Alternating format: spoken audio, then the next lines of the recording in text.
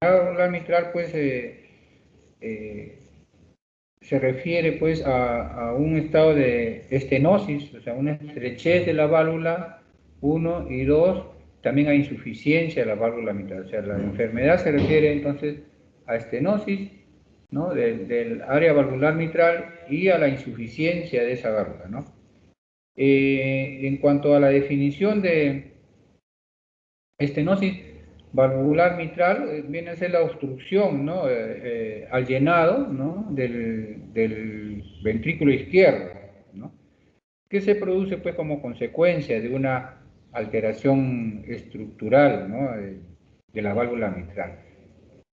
Están viendo acá un corazón normal, ¿no?, la aurícula derecha, ventrículo derecho, arteria pulmonar, ¿no?, pulmones, venas pulmonares, y desembocan en la aurícula izquierda esas venas pulmonares. Entonces, el problema va a estar acá, ¿no? Esta es una válvula mitral normal. Ustedes ven que acá no hay velos engrosados, son velos finos, ¿no?, con una buena apertura de sus velos, ¿no?, indicando que este es un corazón normal. Ustedes ven acá la aurícula izquierda, ¿no?, y los velos valvulares, ¿no?, los velos de la válvula mitral están engrosados, ¿no?, están engrosados. Y su apertura, ¿no?, acá está lo normal, y su apertura acá es estrecha.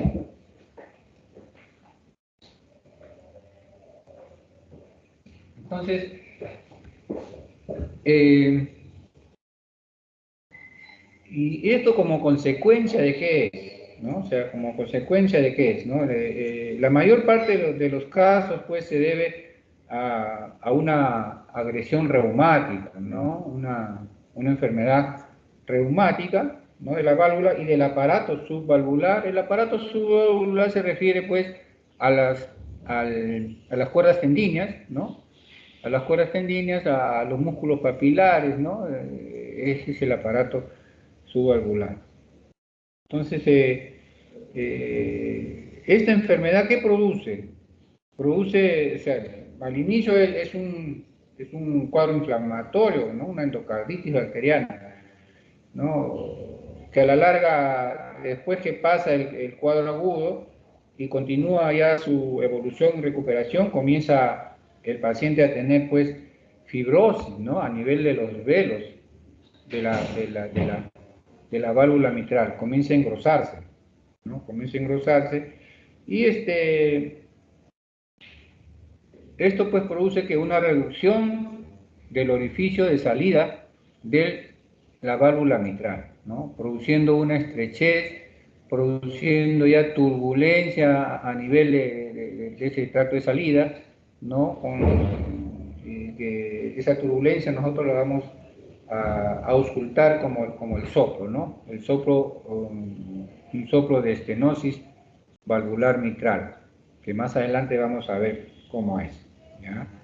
Entonces, hay también excepcionalmente, hay lesiones congénitas de la válvula también, ¿no? Excepcionalmente hay lesiones congénitas de la válvula, ¿no?, que van a dar lugar, pues, también a la formación de trombos. Todas estas alteraciones de la estrechez van a dar lugar a trombos, ¿no? Puede haber formación de tumores y modificaciones degenerativas, ¿no?, que pueden, ¿cómo se llama?, lesiones degenerativas, que pueden, pues, producir un cuadro similar a la que se produce en una cardiopatía valvular mitral reumática, ¿no?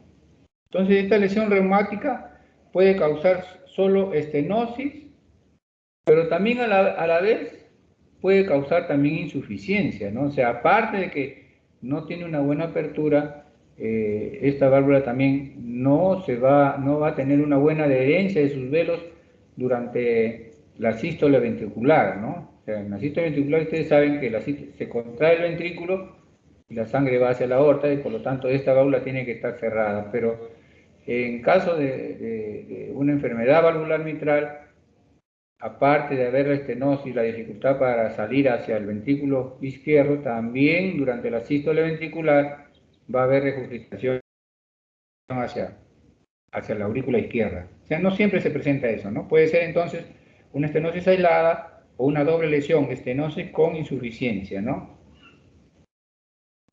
Eventualmente, así como la enfermedad valvular tricuspidea, también puede estar acompañada pues por un compromiso valvular aórtico, ¿no? Y con menos frecuencia un compromiso tricuspideo, ¿ya?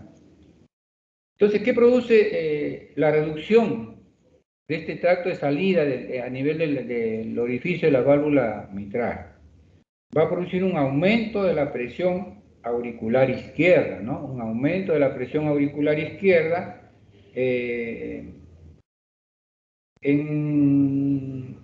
esa presión que va en forma progresiva va aumentando, ¿no? Para poder mantener el flujo, ¿no?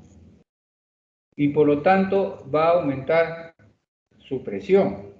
Entonces, esta presión que conduce a nivel de la aurícula izquierda, ¿no? Esa dificultad que tiene para salir esa sangre hacia el ventrículo izquierdo va a producir, pues, dilatación de la aurícula izquierda, ¿no? Una dilatación de la aurícula izquierda va a producir hipertrofia también de sus paredes, ¿no? De esa cámara, y al mismo tiempo este aumento de volumen va a transmitir, ¿no? En sentido retrógrado hacia el lecho vascular pulmonar, ¿no? O sea, el lecho vascular pulmonar, o sea, primero las venas pulmonares van dificultando su evacuación hacia la aurícula derecha, y esta dificultad de evacuación de las venas pulmonares va a dar lugar pues a una hipertensión venocapilar pulmonar, y si eso no es corregido va a una hipertensión pulmonar, ¿no? Entonces, ¿esto qué determina? Este aumento de la presión venocapilar pulmonar determina pues una congestión de la vasculatura, ¿no? Y cuando la presión en el capilar pulmonar supera la presión oncótica, ocurre pues la extravasación de líquido hacia el intersticio y hay edema pulmonar, ¿no? Entonces, todo lo que provoca una estrechez de la válvula mitral, comprometiendo la presión venocapilar pulmonar, ¿no? Y habiendo pues congestión pulmonar, ¿no? O sea, hay congestión pulmonar. De manera pues simultánea también se ponen en juego una serie de mecanismos que pueden producir vasoconstricción arteriolar, ¿no? Con aumento de la presión en el circuito pulmonar y sobrecarga de las cavidades derechas. O sea, cómo va comprometiendo esta enfermedad, ¿no? Esta estrechez de la válvula va comprometiendo ya en forma retrógrada, ¿no? Va comprometiendo en forma retrógrada las presiones a nivel también de la arteria pulmonar, ¿no? Entonces, ¿cuánto mide una válvula mitral normal? A ver, Campos, ¿cuál es el área valvular mitral normal?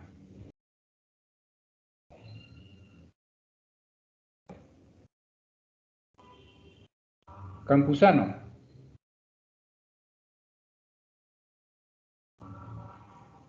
A ver, Lisset, ¿cuánto es el área?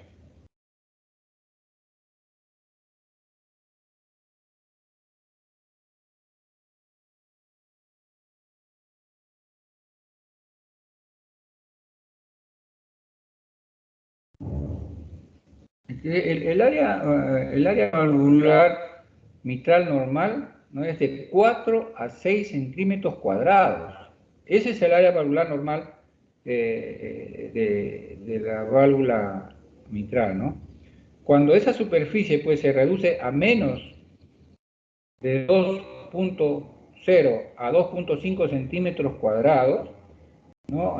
Comienzan a aparecer los primeros síntomas, ¿no? O sea, a partir de esa área, ¿no?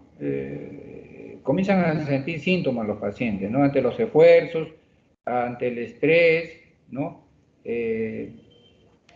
Ante los ejercicios muy intensos, comienzan a sentir con esa área de 2 a 2.5, ¿no? Cuando el orificio ya mide menos de 1 centímetro cuadrado, ya surgen las limitaciones ante el mínimo esfuerzo, ¿no? Ante el mínimo esfuerzo. Entonces, la estenosis, pues, esta fiebre reumática que afectó la válvula mitral, hemos visto que el paciente puede estar asintomático, ¿no? Hasta alcanzar las áreas, pues, de estrechez moderada y estrechez severa, ¿no? Entonces, pueden pasar 20, hasta 30 años, ¿no?, de edad del paciente, y recién van a comenzar a presentar síntomas, ¿no? Entonces, estos pacientes pues vienen ya con problemas inclusive de hipertensión arterial pulmonar, ¿no? Algunos ya vienen con compromiso del lado derecho también del corazón, ¿no? Un ventrículo derecho dilatado, una insuficiencia tricúspide también marcada, ¿no? Pero son los pacientes ya crónicos que no acudieron a una evaluación teniendo ya síntomas de grado leve, moderado, ¿no? Ustedes ven acá la apertura de una válvula normal, ¿no? La apertura de una válvula normal, y esta es la apertura de una válvula estrecha, ¿no? Con unos velos fibróticos, ¿no? La válvula mitral es bicúspide, ¿no? Tiene 2 velos nomás, ¿no? Tiene 2 velos. Entonces definimos como estenosis valvular mitral el estrechamiento del orificio de la válvula mitral que impide el flujo de sangre de la aurícula izquierda hacia el ventrículo izquierdo. La causa, la mayor etiología es de causa reumática, ¿no? Es de causa reumática.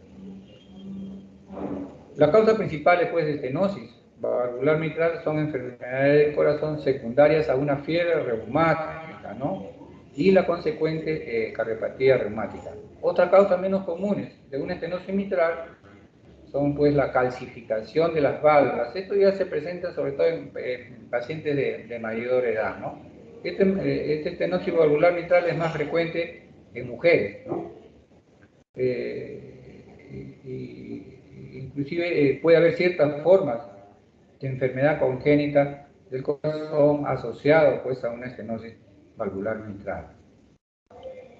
Como decía, el área valvular mitral normalmente es de 4 a 6 centímetros cuadrados, ¿no? Para que la estenosis mitral sea sintomática, tienen que tener un área que es el menor de 2.5 centímetros cuadrados. Aparecen, pues, los primeros síntomas a grandes esfuerzos.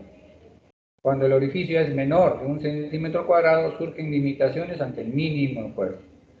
Suelen detectarse entre los 20 y 50 años de edad, ¿no? Promedio de 30 años. Después de unos 10 a 15 años de producida la primera agresión reumática, ¿no? Que al inicio ellos son asintomáticos, pero conforme van pasando los años, esa válvula enferma y ya va a comenzar a producir, pues, sintomatología, ¿no? Como decía, es más frecuente en el sexo femenino, ¿no? La elevación de la presión en la aurícula izquierda repercute en la circulación venosa pulmonar, ¿no?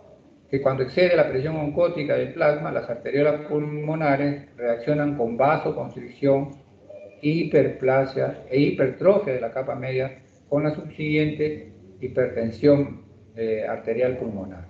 O sea, cuando esta presión venocapilar pulmonar persiste con largo tiempo, ¿no?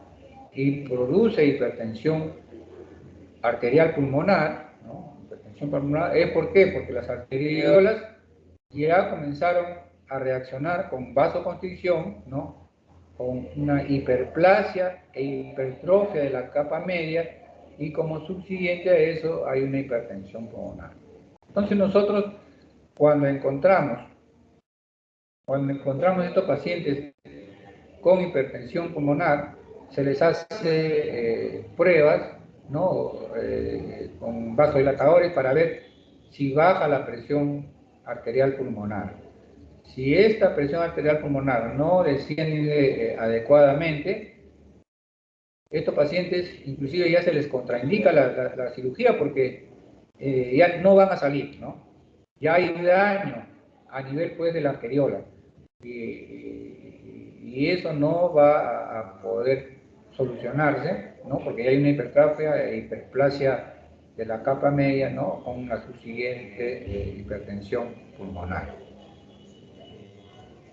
Y acá está nuevamente, ¿no? La fisiopatología, ¿no? Una estrechez valvular menor, realmente es menor de 1 centímetro cuadrado, aumenta la presión auricular izquierda, hay una transmisión retrógrada a venas pulmonares y a capilares pulmonares, produciendo pues congestión pulmonar, ¿no?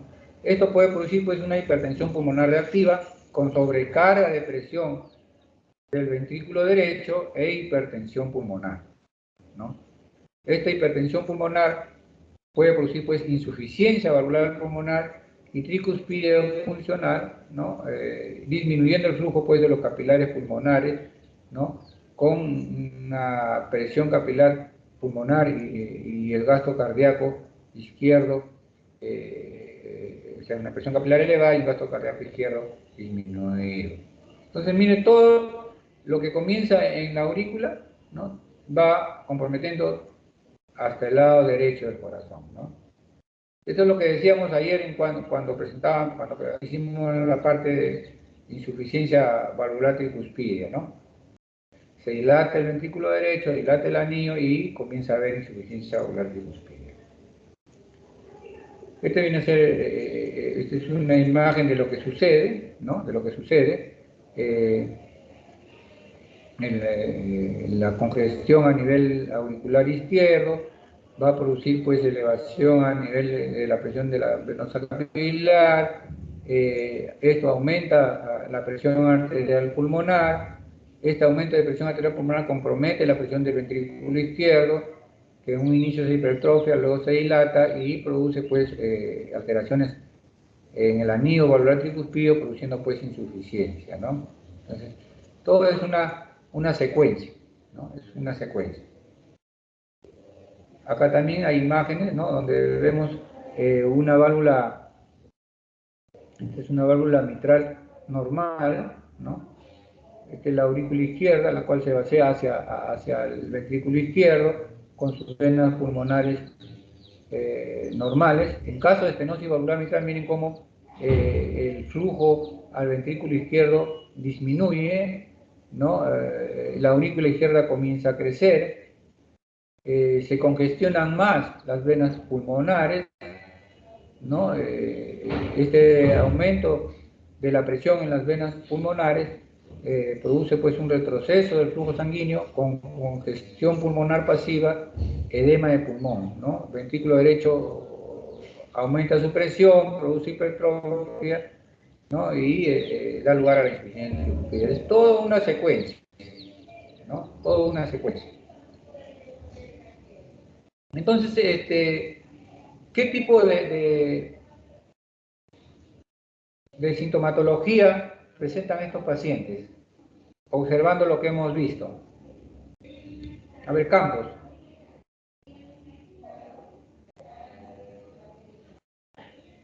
Campos. Pues un estrechamiento, doctor, una presión. No, ¿cuáles son los síntomas? Hemos explicado ya la causa de la estenosis valvular mitral, hemos explicado la fisiopatología de lo que pasa cuando hay una estenosis valvular mitral, ¿no? Entonces, ¿qué síntomas va a presentar un paciente con estenosis valvular mitral?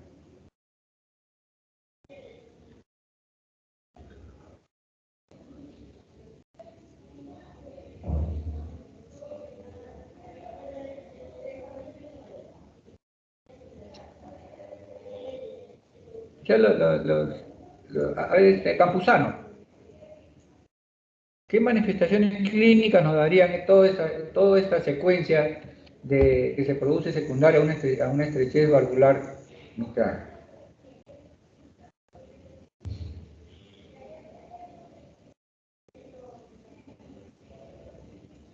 Si hay congestión pulmonar, ¿qué molestia va a tener el paciente? Disnea. ¿Ah? Disnea. ¿Qué molestias va a tener si hay congestión pulmonar? Dificultad A ver si respiratoria, sé. disnea. Dificultad respiratoria, ¿no es cierto? Hay una de sus manifestaciones clínicas es la disnea, ¿no? Hay dificultad respiratoria. Entonces, la disnea es el síntoma más frecuente, ¿no? Se debe a la congestión pulmonar, ¿no? Se debe a la congestión pulmonar que surge, pues, como consecuencia del aumento de la presión del circuito menor, o sea, de la presión venocapilar pulmonar, ¿no? Inicialmente se manifiesta, pues, a grandes esfuerzos y esto va aumentando pues en forma progresiva, ¿no? Va aumentando en forma progresiva. ¿Qué otro síntoma va a presentar el paciente ante una congestión pulmonar? Ya hemos visto la disnea, ¿qué otro síntoma va a presentar? Puede presentar. Dolor torácico.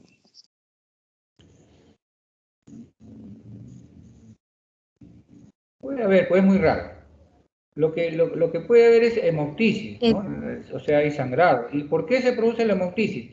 Como consecuencia, pues, de la ruptura de las venas bronquiales, ¿no? Que se dilatan, ¿no?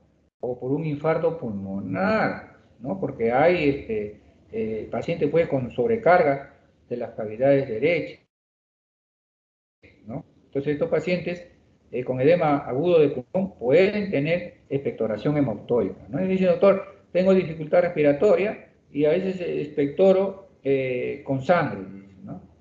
Entonces, como consecuencia de que de la ruptura de las venas bronquiales o de un microinfarto en los pacientes pues, con sobrecarga de cavidades derechas. ¿Qué otra sintomatología puede presentar estos pacientes con estenosis valvular mitral? ¿Qué pasa con la aurícula? Crece, ¿no es cierto? Hay un crecimiento de la aurícula izquierda. ¿Y qué pasa cuando crece en la aurícula? Eso lo dijimos en las clases anteriores. A ver, Carrizo, Luis Carrizo, ¿qué pasa? Aumenta Cuando la crece presión en las aurículas y también en la vena cava. Estamos hablando de las aurículas. En este caso más de la aurícula izquierda, ¿no? Que es la que Ya. se altera en caso de estenosis valvular mitral, ¿no? Claro, bueno, lo que habló anteriormente era Sí. de derecha, ¿no? Ahora en la izquierda sería pues de la aurícula izquierda. Pero ¿qué tipo de arritmias produce ya? Más claro, ¿qué tipo de arritmias produce? Eso lo dijimos, ¿no? ¿Qué arritmia es la que se produce cuando las aurículas aumentan de volumen?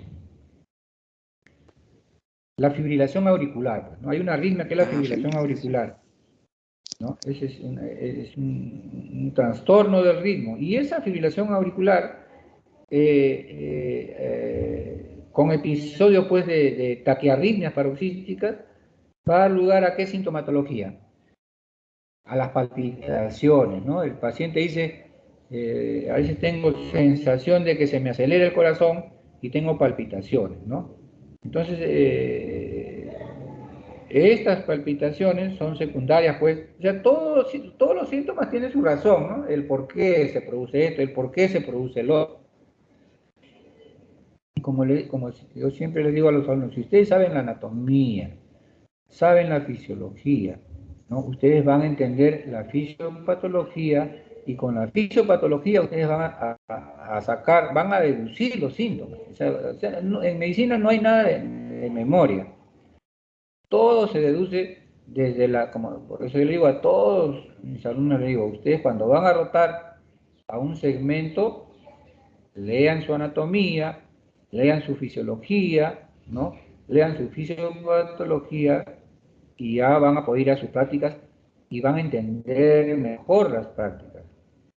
Como le digo, voy a repetir, prácticas entre comillas, ¿no? Porque no estamos viendo pacientes, no estamos viendo solamente lo que el paciente puede presentar, ¿no? Muy bien, entonces ya tenemos la dificultad respiratoria, tenemos la disnea, tenemos expectoración hemoptoica, o sea, hemoptisis, tenemos las palpitaciones producidas pues por las taquiarritmias paroxísticas o permanentes como la fibrilación auricular o el aleteo auricular. Y esa arritmia de fibrilación auricular, ¿a qué puede dar lugar? ¿Qué complicaciones puede presentar el paciente con esa arritmia? Con una aurícula grande, con un enlentecimiento del flujo por la dificultad que tiene para vaciar su contenido. ¿Qué puede pasar? También lo dijimos, ¿no? O sea, cuando hay un crecimiento de la aurícula, esa arritmia da lugar a una disminución pues, de la contracción auricular y por lo tanto va a haber un enlentecimiento, ¿no? Un enlentecimiento del flujo. Y este enlentecimiento del flujo va a producir complicaciones, ¿no? De embolización hacia el cerebro, o sea, va a formar coágulos, ¿no?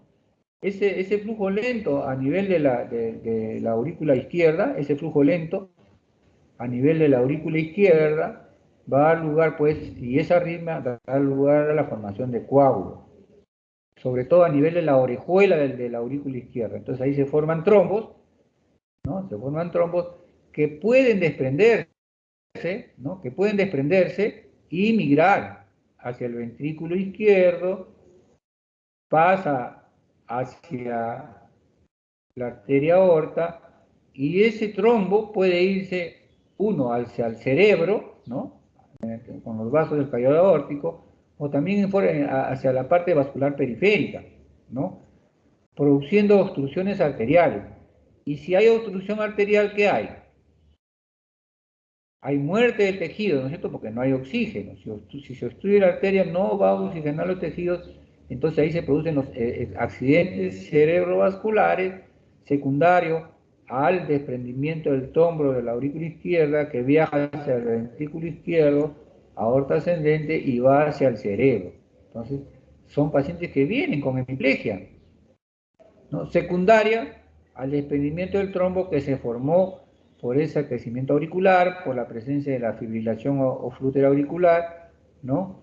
Y producen secuelas, ¿no? Ustedes saben que el cerebro no va a recuperarse. Si hay necrosis ya no hay recuperación. Entonces quedan con sus secuelas, ¿no? Con hemiplegia, ¿no? Disartria, ¿no? Y cuando es pues vascular periférico, se hace a la extremidad, inclusive puede haber amputación de extremidades, ¿no? Dependiendo del volumen del trombo.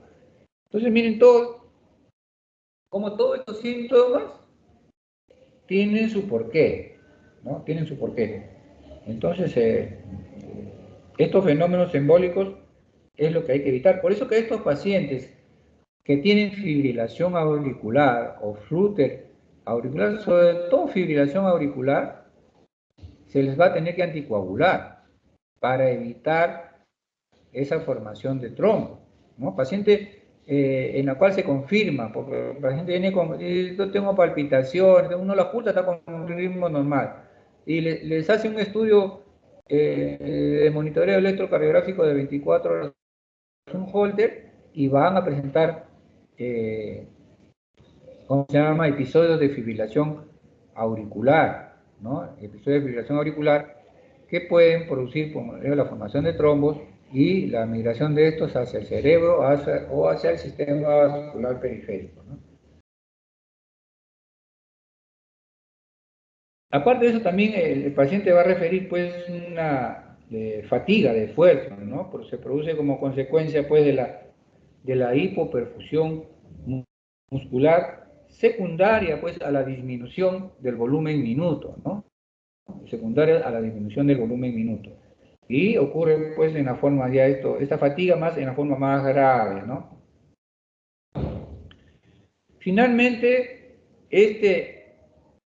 esta patología que se inició en la aurícula izquierda, ¿no? Que se inició en la aurícula izquierda y que comprometió en forma retrógrada las venas pulmonares, la presión venocapilar pulmonar, ¿no? La presión venocapilar pulmonar, produjo hipertensión arterial pulmonar, produjo una dilatación del ventrículo derecho en un inicio primera hipertrofia y después dilatación, con dilatación del anillo, ¿no? Valvular tricuspidio, ¿no? Con ya regurgitación de sangre del ventrículo derecho hacia la aurícula derecha, aumentando la presión, pues, en forma retrógrada de las venas pulmonares. Entonces, estos pacientes van a venir, ¿no? Con signos de insuficiencia cardíaca derecha, ¿no?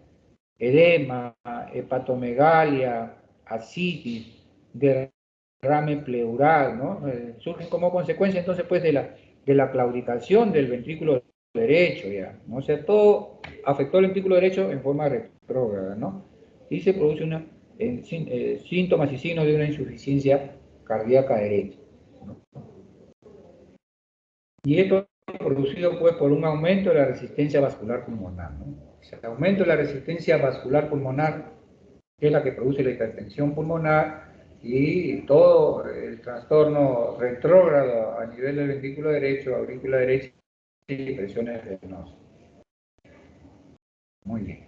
¿Alguna pregunta hasta acá en cuanto a la fisiología y fisiopatología de la estenosis valvular mitral? ¿Hay preguntas o no?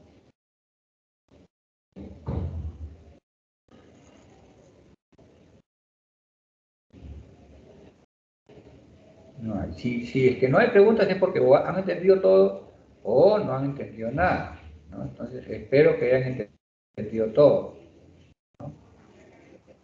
Vamos a ver.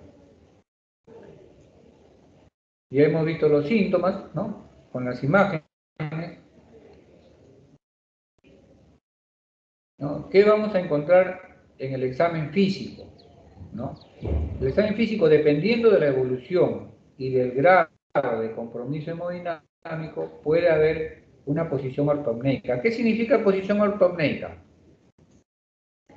A ver, Campuzano, ¿qué significa posición ortopneica?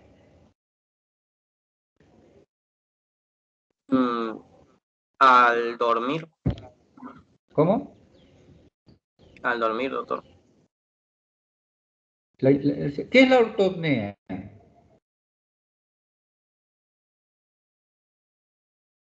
Es cuando ver, están inclinado y respira de forma inclinada. Intolerancia al decúbito, pues, ¿no? Intolerancia al decúbito dorsal. Son pacientes de ortopnea. El paciente está con ortopnea porque no tolera el decúbito. Comienza a presentar dificultad respiratoria. Entonces, por ahí se dice acá. ¿No? Dependiendo del tipo de evolución, grado de compromiso hemodinámico, puede haber posición ortopneica. ¿No? El paciente está semisentado, no tolera el decúbito. Está disneico. Está con la frecuencia respiratoria elevada, está apneico, ¿no? Tiene las chapetas mitrálicas, ¿no? Esto se ve en los pacientes, sobre todo los pacientes que vienen, pues, de la sierra, que es donde más se va a presentar estas enfermedades, ¿no? Enflaquecimiento, ya cuando son pacientes crónicos, el paciente viene medio caquético. Entonces, son pacientes, como le digo, que a veces vienen ya con compromiso comienza el compromiso en el lado izquierdo y terminan también con compromiso del lado derecho, por lo tanto compromiso en las dos cavidades cardíacas, ¿no? En el cuello, ¿no? En el cuello dice pulso carotidio es normal o pequeño, ¿no? Porque el pequeño puede ser por lo que por la presión que en estos pacientes es baja. Arritmia completa, si hay fibrilación auricular. Ustedes van a ver el pulso carotidio o lo van a palpar el pulso carotidio y no van a sentir un ritmo regular, sino un pulso arrítmico, ¿no? Por la arritmia ventricular, en casos de fibrilación auricular, ¿no? En casos de fibrilación auricular. Hipertensión venosa, ¿no? Generalmente por hipertensión pulmonar. Entonces, se da cuenta, cada rato nombramos esta hipertensión pulmonar, ¿no? Que va a dañar el lado derecho del corazón. Corazón, crecimiento del ventrículo derecho y palpación de la arteria pulmonar. Ustedes van a palpar en el segundo espacio intercostal izquierdo, a veces se palpa el impulso de la arteria pulmonar porque es una arteria grande o aumentada de presión, ¿no? Primer ruido intenso o un chasquido de cierre. Segundo ruido intenso por la hipertensión pulmonar, ¿no? Por la hipertensión pulmonar. Hay un chasquido de apertura o es un ruido de apertura valvular, que es el chasquido de apertura, ¿no? Hay un soplo que se va a presentar. ¿Qué soplo se va a presentar, Campos? A ver, ¿qué tipo de soplo va a presentar este paciente con una estenosis valvular mitral? Ahí te pongo la imagen para que tú deduzcas, a ver. Ah, ¿es un soplo diastólico? ¿Cómo? ¿Soplo diastólico? Un soplo diastólico, ¿no? Porque se produce durante la diástole ventricular, ¿no es cierto? Se produce durante la diástole ventricular. Sí, un ratito, ya, un ratito.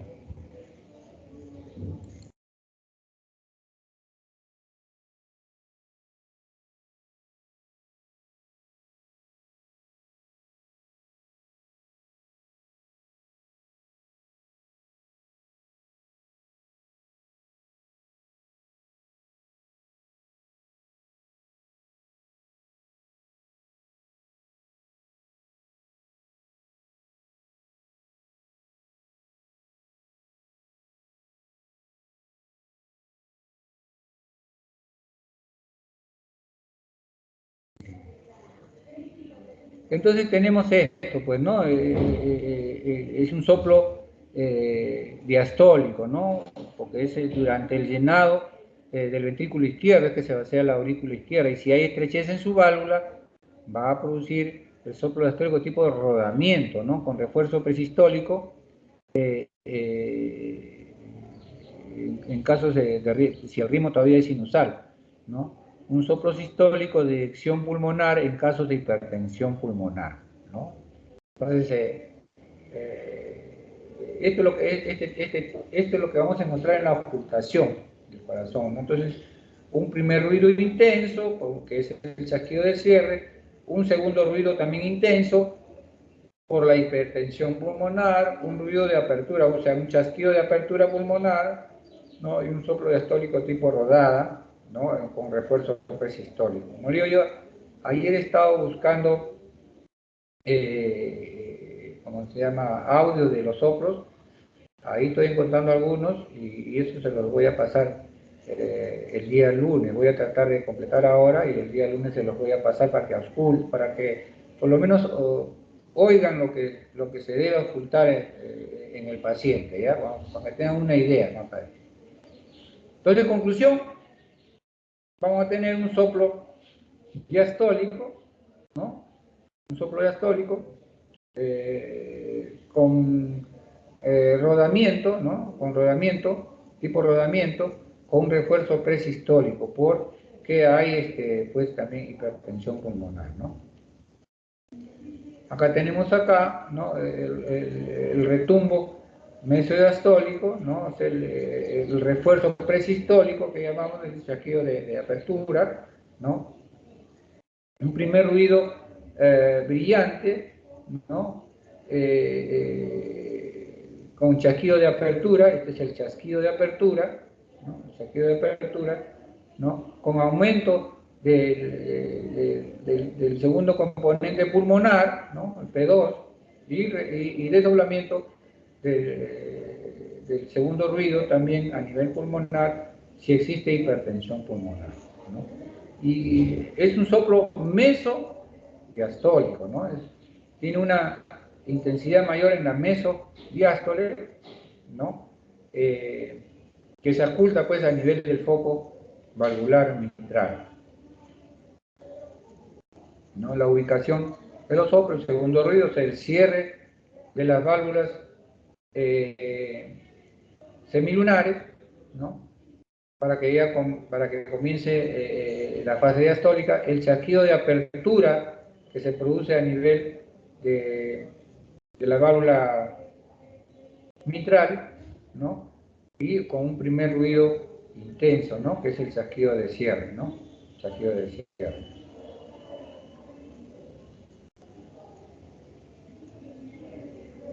Y hemos nombrado las manifestaciones clínicas, ¿no? La fase la fase mitral, ¿no?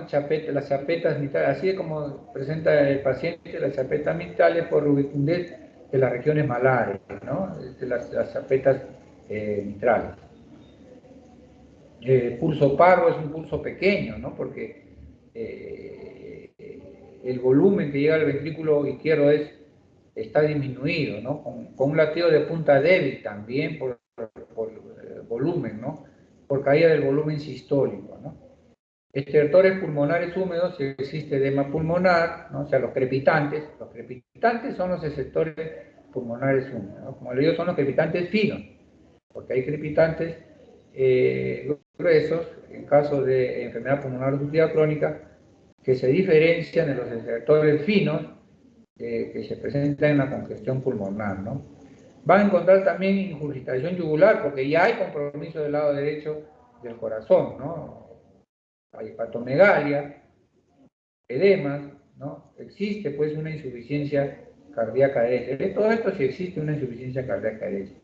Un latido parasternal inferior vigoroso, ¿no? Con expresión de la existencia de una hipertrofia ventricular, ¿no? Entonces el diagnóstico generalmente pues lo hacemos por el examen físico, ¿ya? El electrocardiograma podemos encontrar una sobrecarga de la aurícula izquierda, ¿no? En el electrocardiograma, ¿cómo es la sobrecarga de la aurícula izquierda? O sea, la onda P, ¿no? La onda P que es positiva, ¿no? Es una curva positiva, se divide en dos, ¿no? La primera mitad es la despolarización de la aurícula derecha y la segunda mitad es la despolarización de la aurícula izquierda. Entonces, cuando hay sobrecarga auricular izquierda, ustedes van a ver una onda P mellada en la segunda mitad, o sea, una onda P bifásica con la parte negativa en la segunda mitad, ¿no? Hay hipertrofia o sobrecarga del ventrículo derecho, ¿no? Y para confirmar la existencia de la fibrilación auricular, para eso tomamos el electrocardiograma. Uno, para confirmar la existencia de fibrilación auricular y para ver si es que hay ritmo sinusal, vamos a poder ver la morfología de la aurícula. Pero si hay fibrilación auricular, no vamos a poder ver la morfología de la aurícula porque las ondas P de fibrilación son ondas anormales. No se inicia, no es de ritmo sinusal, ¿no? A ver, Carrizo, ¿dónde se inicia el latido cardíaco? ¿Dónde se inicia? Lo hemos visto, ¿eh? ¿Dónde se inicia?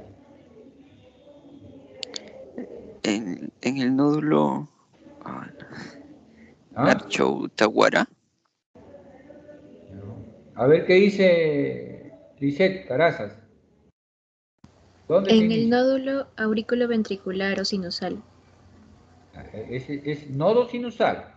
Nodo. El nodo auriculoventricular aparece sinusal. después de los tres haces porque el nodo auriculoventricular, como su propio nombre lo dice, está entre la aurícula y el ventrículo. Pero el nodo sinusal es la que está entre la desembocadura de la vena cava superior y la aurícula, ¿no? Y la aurícula derecha. Ahí es donde comienza. Entonces, cuando ustedes tienen un ritmo sinusal, ¿es por qué? Porque se inicia en el nodo sinusal. Por eso se habla de ritmo sinusal. Y por lo tanto, va a viajar por esos tres haces que hemos visto, llega al nodo auriculoventricular y produce la despolarización ventricular. Entonces, ahí la onda P es normal, ¿no? La onda P es normal. Entonces, pero cuando ya hay esa arritmia de fibrilación auricular, el inicio del latido no es en el nodo sinusal, sino son arritmias que se producen por dilatación de la aurícula, de las aurículas con ondas P pues anormales, ¿no? Ondas P anormales. Y porque la fibrilación auricular, una fibrilación auricular, o sea, la frecuencia de la aurícula va como a 300 latidos por minuto. Entonces, ¿quién controla esa cantidad de latidos en la aurícula para que pase al ventrículo? Porque si pasan los 300 latidos de la aurícula al ventrículo, se va a producir pues una fibrilación ventricular también, ¿no? Entonces, ¿quién controla el pase de la cantidad de latidos auriculares anormales?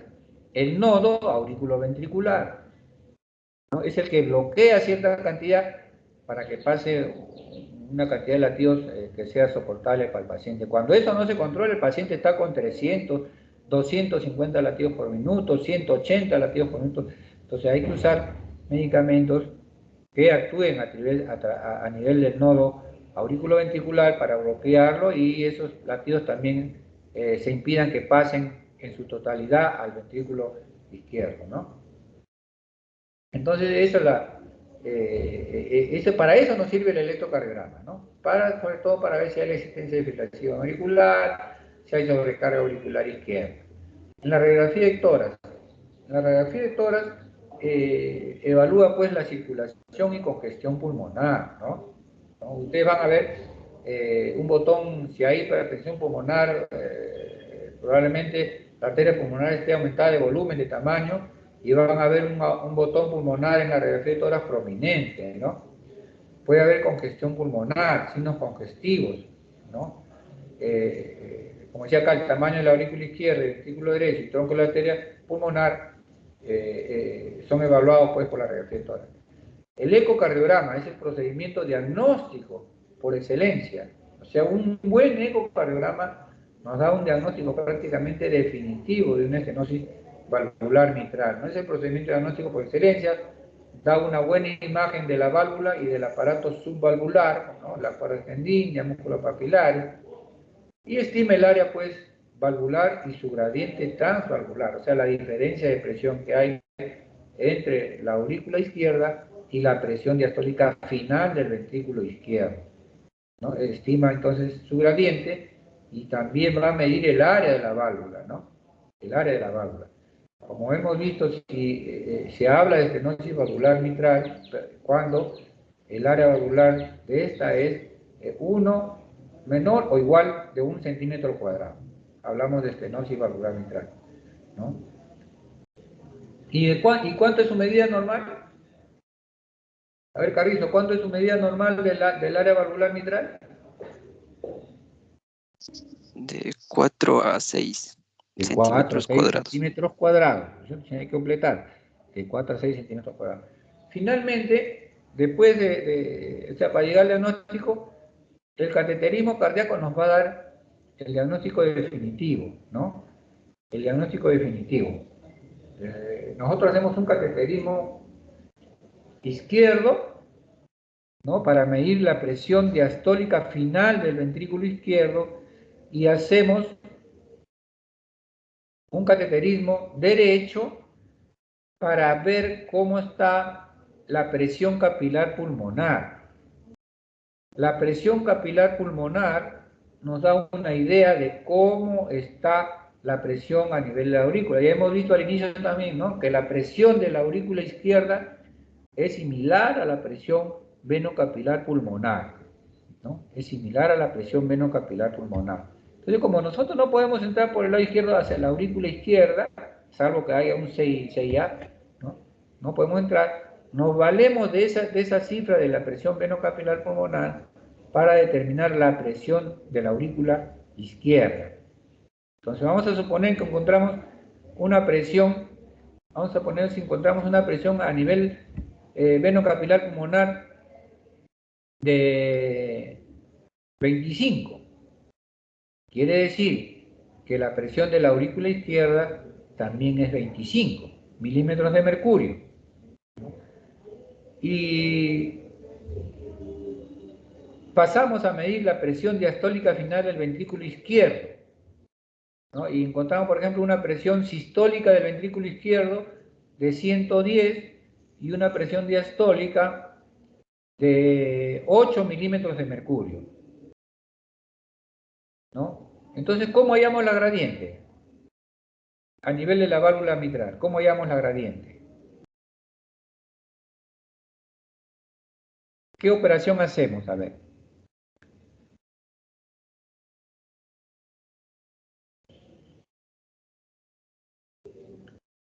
Entonces, vamos a decir, medimos la presión venocapilar pulmonar, ¿no? O sea, a través del cateterismo derecho, ¿no? El catéter llega a la aurícula derecha, pasa al ventrículo izquierdo. Vamos a ver una imagen acá está. Ahí está. ¿No? El catéter el catéter pasa a la aurícula derecha. Vamos a poner que acá está la aurícula derecha, no llega acá, esta es la vena cava, llega el catéter acá, pasa al ventrículo derecho, va hacia la arteria pulmonar y llegamos hasta lo más distal de una de las ramas de la arteria pulmonar. ¿No? Como les decía, usamos un catéter que se llama Swan-Ganz, que ocluye los bordes de la arteria y en su orificio distal nos mide directamente la presión venocapilar pulmonar, ¿no? Luego, como les decía, entramos por la arteria, llegamos a la arteria aorta, ¿no? Llegamos a la arteria aorta, entramos al ventrículo izquierdo y acá medimos la presión diastólica final del ventrículo izquierdo. Entonces, con la presión venocapilar pulmonar tenemos la presión de la aurícula izquierda y con el cateterismo izquierdo medimos la presión diastólica final del ventrículo izquierdo. Habíamos dicho que hemos encontrado una presión venocapilar pulmonar de 28, ¿no? A nivel del capilar pulmonar, lo que quiere decir que probablemente en la aurícula izquierda también sea 28. Y hemos pasado hacia el ventrículo izquierdo y hemos medido una presión sistólica de 110 y una presión diastólica de 8, diastólica final. Entonces, ¿qué operación hacemos para hallar la gradiente que hay entre la aurícula izquierda? O sea, la gradiente es la diferencia de presión entre la aurícula izquierda y la presión diastólica final del ventrículo izquierdo. Entonces, ¿qué hacemos? Vamos a restar, ¿no es cierto?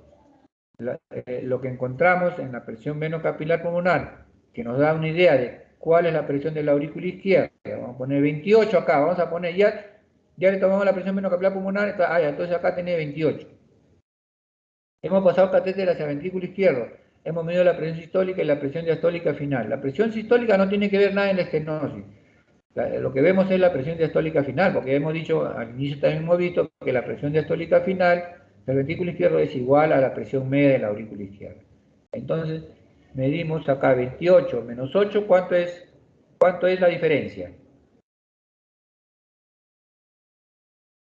¿Cuánto? ¿Aló? 20. 20, ¿no es cierto? 20. Entonces, nosotros hablamos de estenosis valvular mitral severa cuando esa gradiente es de 10 o más milímetros de mercurio, ¿no? Lo que quiere decir que este paciente tiene una estenosis de qué grado. Este ejemplo, una estenosis valvular mitral de grado severo, ¿no es cierto? Cuando la presión de la aurícula y la presión diastólica final del ventrículo izquierdo son similares, no hay gradiente de presión. Pero ya cuando hay enfermedad, podemos encontrar pues una presión, por decirlo acá, de 20, y acá encontramos un ventrículo izquierdo de 12. Entonces tenemos 8, 20 y 12. Entonces la gradiente sería de 8 milímetros de mercurio. Entonces sigue siendo, y es una gradiente menor, ¿no? Una gradiente menor es una gradiente de grado moderado. Cuando tiene 10 o más de gradiente, ya hablamos de estenosis valvular mitral severa.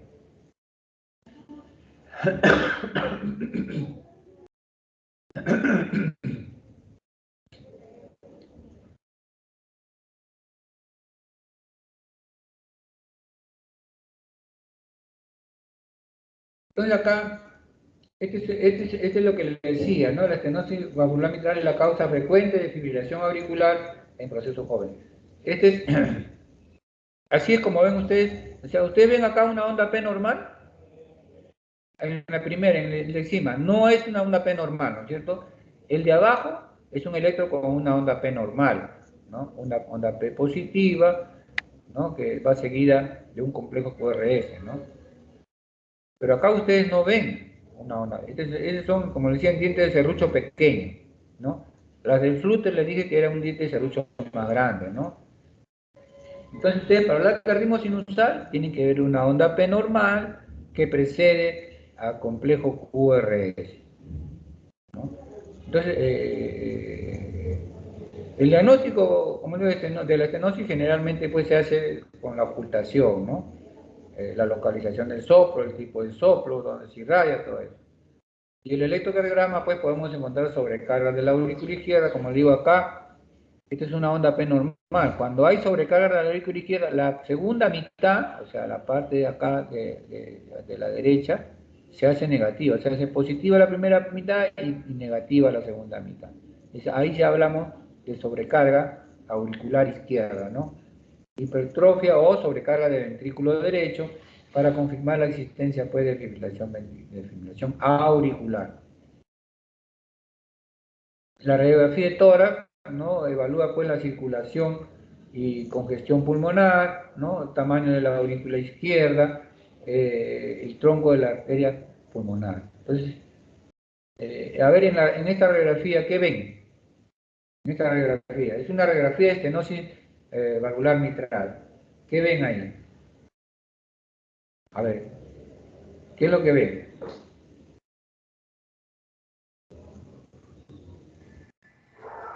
El tamaño del corazón es más grande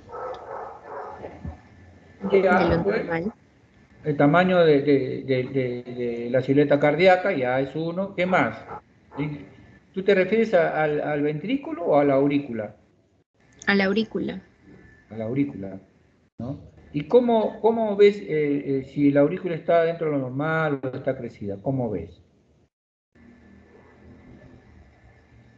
En la radiografía me refiero, en la radiografía. A ver, Campos, ¿cómo lo verías? A ver. Campuzano. Comparándolo con uno normal, ¿no? Y ver el Pues tú desprendimiento. ya sabes cómo es una radiografía normal. O sea, deberías saber, ¿no? O sea, si nosotros queremos diferenciar lo normal de lo anormal, tenemos que saber primero reconocer lo normal. Si no sabemos reconocer lo normal, entonces no vamos a poder saber si estamos viendo algo anormal, ¿no? Entonces es indispensable ver eso, ¿ya? Entonces, una radiografía de tórax, en una radiografía de tórax, acá ustedes ven que este botón de acá es el botón pulmonar, botón aórtico, botón pulmonar y botón del área ventricular izquierda. Este botón pulmonar es un botón prominente. ¿Y de qué nos habla este botón prominente pulmonar?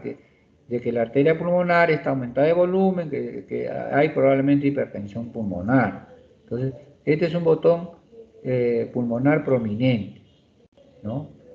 ¿Y cómo vemos la aurícula izquierda? Ustedes ven acá, este es el esófago, en la cual hacen que el paciente tome una sustancia de contraste, ¿no? Normalmente el esófago va así, va casi recto, ¿no? Va recto. Pero como acá hay crecimiento auricular, esta aurícula crecida rechaza el esófago. Por eso que estos pacientes, esta es una teleradiografía, ¿no? Con contraste, ¿no? Entonces, le dan varios, pasa en el esófago y en el momento que está pasando por el esófago, ¡boom!, le toman la placa. Y si hay un rechazo de esta silueta del esófago, decimos que hay crecimiento de la aurícula izquierda, ¿no? Hay crecimiento. Toda esta aurícula es la aurícula izquierda, toda esta imagen es la aurícula izquierda. Entonces, botón pulmonar, aurícula izquierda, ¿no? ¿Y qué más podemos ver en esta teleradiografía? A ver, ¿qué más? Algo más estamos viendo.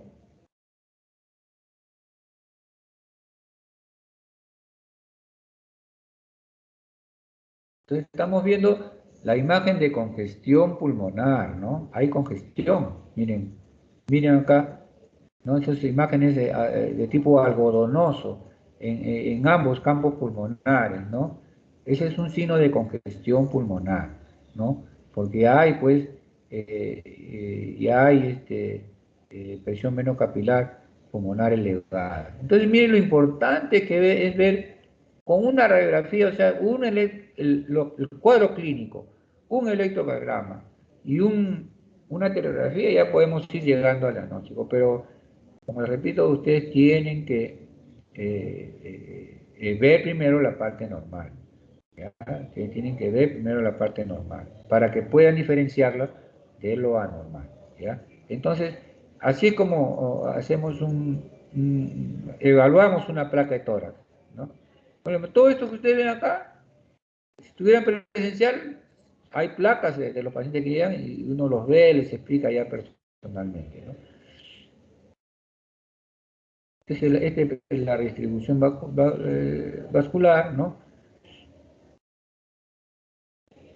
Este es el ecocardiograma, ¿no? En el ecocardiograma, miren el tamaño de la aurícula, tremendo auriculón. Los velos engrosados, ¿no? Ventrículo izquierdo, tracto de salida del ventrículo izquierdo y arteria aorta. Este es en el ecocardiograma. Miren la aurícula gigante que tiene, secundario a la estrechez, porque el flujo no puede pasarse completamente hacia el ventrículo izquierdo y esto va aumentando su volumen, todo eso.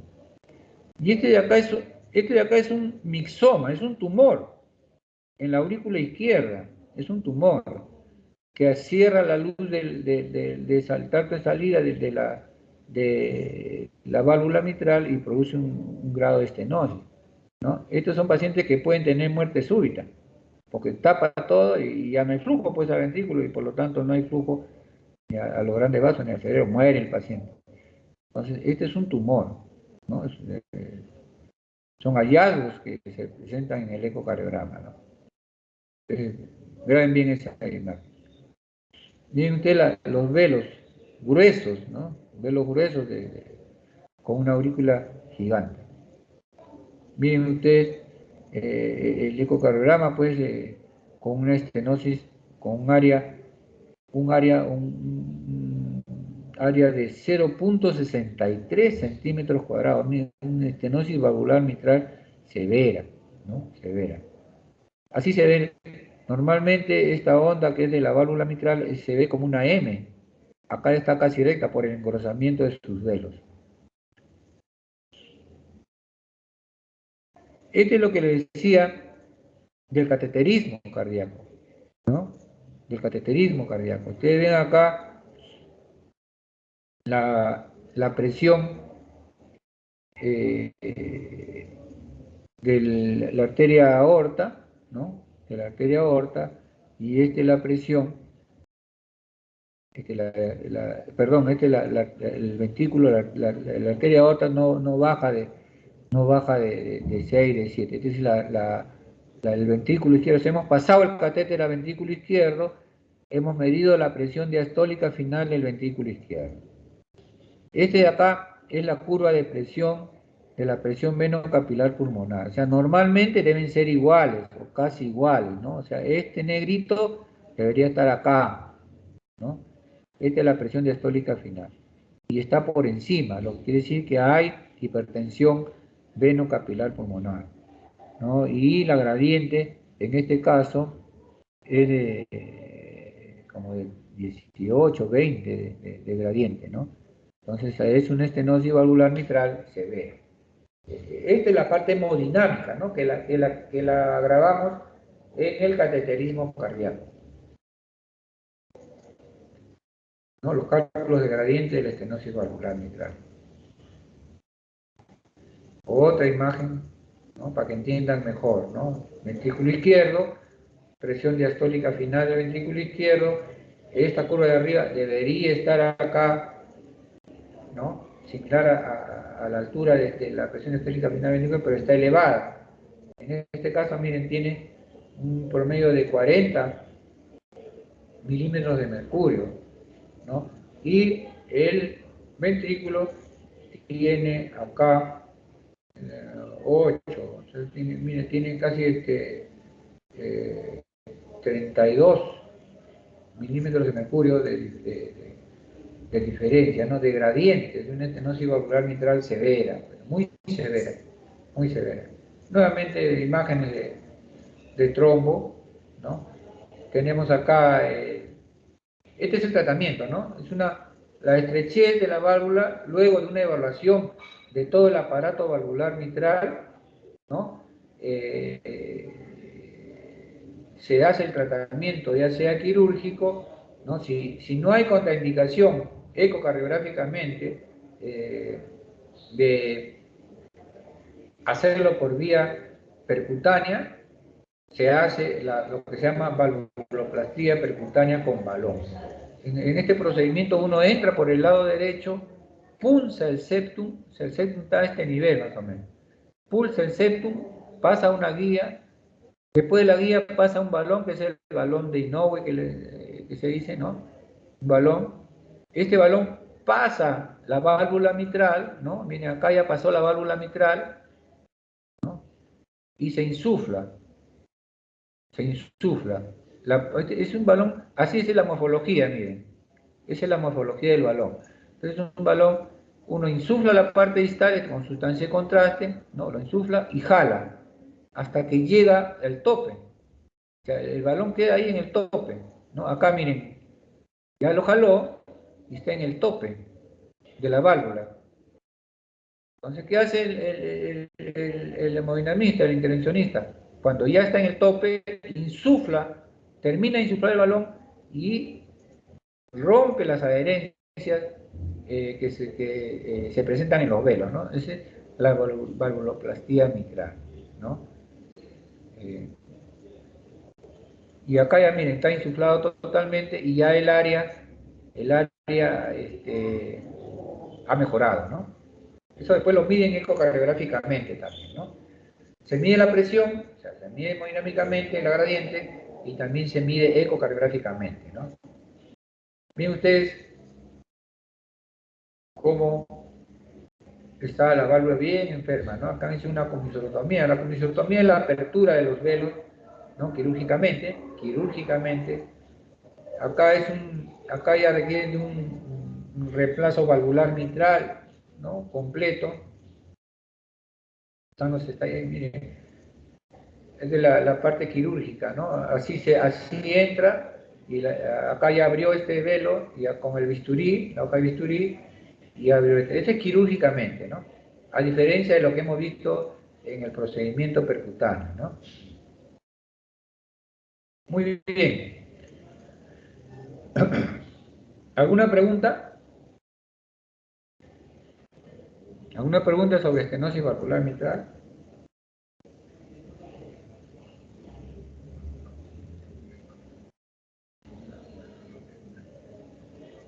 ¿Ustedes en la noche tienen teoría o no? Sí, doctor, de la noche, a las 7. ¿A qué hora? ¿A qué hora? 7. A las 7. Mira, yo te aviso con tiempo para ver si hacemos la parte de insuficiencia valvular mitral, ¿ya? Para terminar con la válvula mitral ahora, ¿ya? Y avanzar, porque ¿cuándo termina la rotación? La otra semana ya, ¿no? Sí, la otra semana. ¿Qué día termina exactamente? Eso tendría que verlo. Lo que pasa es que como el calendario, el sílabus que nos han pasado no está, o sea, las fechas no están bien y están poniendo recién Ya, calendarizando los temas. Voy a preguntar a la delegada, exactamente. Campuzano, averíate con tu delegada para que diga la fecha exacta. Entonces, tío, voy a ver esa posibilidad de hacerlo 30 minutos, ¿no? Para que terminar esta parte de la enfermedad valvular mitral, ¿ya? Para pasar ya el día lunes a otra, voy a tratar de resumir más los temas para poder hacerlo, por ejemplo, la enfermedad valvular aórtica que nos falta, la enfermedad valvular pulmonar, ¿ya? Entonces así quedamos, ¿ya? Yo te doy una llamada ahora, ¿ya? Doctor, Antes de disculpe, las 7. Si hasta las 6 no te llamo es porque ya ahí nomás quedamos hasta el lunes. Pero si yo te llamo antes de las 6, quedamos para... Si hacemos algo, hacemos de 6 a 6:30, 6:45, si es que hacemos algo, ¿ya? Para concluir con esta, la parte de la insuficiencia valvular mitral, ¿ya? Vayan leyendo, pues, insuficiencia valvular mitral para la tarde, ¿ya? Ya. ¿Sí Doctor, quedamos? disculpe. Sí, doctor, no hay problema. Doctor, las diapositivas nos las podría pasar. Pero eso está en los libros, eso está en internet, en todo sitio está eso. Entonces tienen que buscar, tienen que buscar. Yo pasé esta clase, no lo he hecho en un día, ¿no? Son días que uno va, ¿para qué? Para tratando de hacer lo mejor posible para que ustedes lo puedan entender. Como digo, una cosa es presencial y otra cosa es por internet, ¿no? Por esta vía, es un problema, ¿ya? ¿Ya? Entonces vamos a ver eso, ¿ya? Ya yo te llamo, Campuzano, para que tú les avises a tus amigos, Ya, doctor. ¿ya? Listo, así quedamos. Hasta más tarde o hasta el lunes ya, ¿ya?